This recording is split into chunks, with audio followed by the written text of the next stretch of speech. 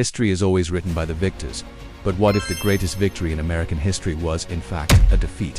What if the war we remember as the fight for freedom and the abolition of slavery was, in reality, a conflict in which the losers secured the future? What if, though the North prevailed on the battlefield, the South ultimately won on the level of ideology and social structure? It sounds unbelievable. Yet, if you join me on this journey, you will see how the same old Southern mindset and oligarchy dominated by a few elites, the subjugation of the majority, and the perpetuation of racial hierarchies has penetrated deeply into the fabric of American democracy, shaping the nation in ways most people never recognize. Introduction. The illusion of victory in schools. We are taught a simple story. The North fought against slavery, preserved democracy, and freed the enslaved. Lincoln saved the Union, and constitutional amendments abolished slavery, promising a new era of equality. This story is partly true, yet it is incomplete. In reality, the abolition of slavery changed its form but did not eradicate its underlying structures. Historian Heather Cox Richardson, in her groundbreaking work, How the South Won the Civil War, demonstrates that the Confederate ideology did not die. It simply shifted westward and later permeated national politics, subtly reshaping the trajectory of the United States. Chapter 1. From Slavery to the West. After the war, a new dawn appeared to rise. Formerly enslaved people were declared free. Voting rights were extended. Promises of equality were made, but the reality was far more complex.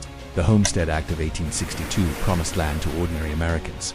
Yet, railroads and corporations seized millions of acres. Union Pacific and Central Pacific controlled entire regions, turning opportunity into concentration of wealth, mirroring the plantation model of the South. Timber barons cleared vast forests. Mining magnates controlled entire towns, and workers were paid in company scrip that could only be spent in company stores. A system eerily reminiscent of sharecropping. Racial discrimination did not end.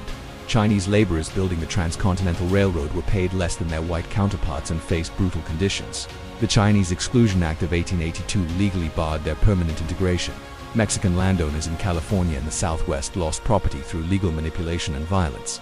Native American tribes endured repeated forced removals, broken treaties, and military campaigns. Slavery structure had survived, only its form had changed. Chapter 2. The Gilded Age and Corporate Domination. By the late 19th century, the Southern oligarchic mindset found a new incarnation. Massive corporations. Andrew Carnegie dominated steel. John D. Rockefeller controlled oil. J.P. Morgan ruled finance. These men became wealthier than the antebellum plantation elite, controlling markets, labor, and politics with unprecedented power. Rockefeller's Standard Oil controlled 90% of refining. Morgan's financial empire was so vast that he personally bailed out the U.S. government in 1907. Like Southern planters, these industrial magnates exercised total control over production and labor. Worker strikes Homestead 1892 and Pullman 1894 were violently suppressed using private security forces and, at times, federal troops. The judiciary sided with corporations. The 14th Amendment, originally intended to protect the rights of freed people, was reinterpreted to grant corporations the same constitutional protections as individuals. Meanwhile, African Americans and laborers faced defeats in Plessy v. Ferguson 1896 and Lorchner v. New York 1905, cementing systemic inequality. The Southern ideology had acquired a new body, the corporation. Chapter 3. The Failure of Reconstruction from 1865 to 1877. Reconstruction promised hope, black enfranchisement, legal reforms, and democratic participation. Yet Southern white elites crushed this vision with terror and intimidation. Ku Klux Klan, White League, Red Shirts. These groups used violence to prevent black Americans from voting and participating in public life. The Compromise of 1877 ended Reconstruction. Federal troops withdrew, and Southern white governments regained control. Jim Crow laws institutionalized a second-class status for black citizens. Poll taxes, literacy tests, and grandfather clauses systematically disenfranchised black voters. Literacy tests could include absurd questions, such as, how many bubbles are in a bar of soap, designed purely to deny voting rights. Chapter 4. Southern influence on national politics. Southern ideology did not remain confined to the former Confederacy. It infiltrated national politics.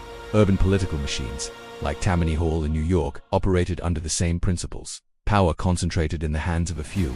Loyalty maintained through patronage and manipulation. The Progressive Era 1890s-1920s attempted reforms and antitrust laws. Direct primaries, initiatives but entrenched power often neutralized their effects. Even the New Deal faced limitations. Southern Democrats secured exclusions for agricultural and domestic workers from Social Security and labor protections, leaving millions of black Americans without benefits. Chapter 5. Southern victory in the 21st century. Today, the legacy of the South's oligarchic principles is undeniable. Heather Cox Richardson traces a direct line from antebellum Southern ideology to contemporary America. Wealth concentration. The top 1% hold more wealth than the bottom 90%, mirroring pre-Civil War disparities. Political influence of money. The Citizens United 2010 ruling allowed unlimited corporate spending. In 2020, $14 billion was spent on elections, mainly from a few ultra-wealthy donors. Voting rights attacks, voter ID laws, gerrymandering, and reduced polling stations echo Jim Crow strategies. Cultural narratives. Stories of rags to riches and self-made success serve to obscure structural inequality. Just as the Southern elite once used ideology to justify social hierarchies, the principles that once governed plantations' wealth and power concentrated in the hands of a few. Societal control maintained through legal and cultural means are alive and thriving. Chapter 6. The hidden continuity. The Civil War's end created the illusion of victory for democracy and equality. Yet the Confederate vision survived, disguised and adapted. Southern oligarchs did not vanish. They reshaped the nation. Corporate monopolies, political machines, cultural narratives, and systemic racial inequalities are modern embodiments of that old Southern order. The fight for control shifted from the battlefield to politics, economics, and law. Institutions that were meant to protect ordinary citizens were often manipulated to preserve elite power. In education, wealth, and political representation, the echoes of Southern ideology remain. In wealth inequality, corporate dominance, and voter suppression, we witness the continuation of a centuries-old struggle, cleverly masked under the guise of American freedom and opportunity. Chapter 7. Lessons for today. Understanding this unseen victory is crucial. The Confederacy's defeat on the battlefield did not equate to the demise of its ideology. By studying history critically, we can see how economic inequality, racial injustice, and political manipulation are not accidental. They are part of a long historical trajectory rooted in the antebellum South. Reform requires more than symbolic gestures. It requires dismantling the structural power that has persisted for over 150 years. Voting rights, labor protections, and economic fairness are not merely moral imperatives. They are essential steps in rectifying a historical continuity of oligarchic dominance. Conclusion. The true unseen victory. When the cannons fell silent and arms were laid down at Appomattox, the world assumed the North had won. But the real war was ideological, and on that battlefield, the South never lost. It disguised itself in corporations, legal reinterpretations, urban political machines, and cultural myths. It survived through adaptation, moving from plantations to industrial empires, from Jim Crow to modern wealth and voting inequality.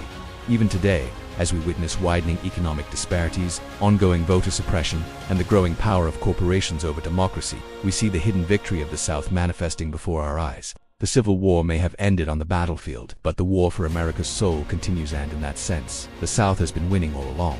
This is the unseen victory, a triumph concealed beneath the illusion of Northern conquest, a victory that continues to shape the nation in subtle yet profound ways.